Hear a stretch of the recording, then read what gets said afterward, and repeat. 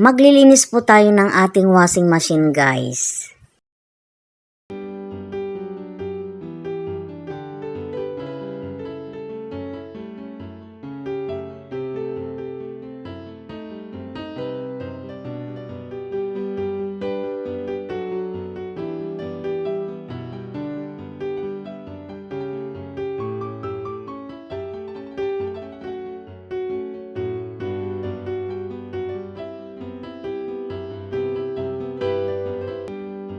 Pero bago ang lahat, guys, ay sa mga bago pa po sa aking channel, pa-subscribe naman po.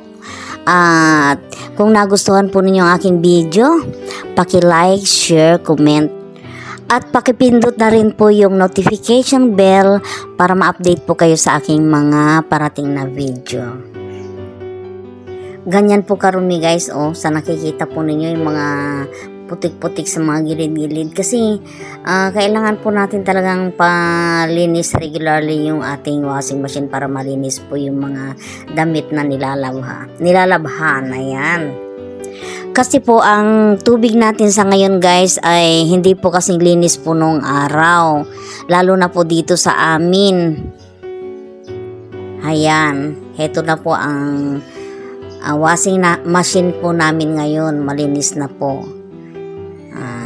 Ganyan po kagaling maglinis ang MYR Deep Cleaning. Ayan.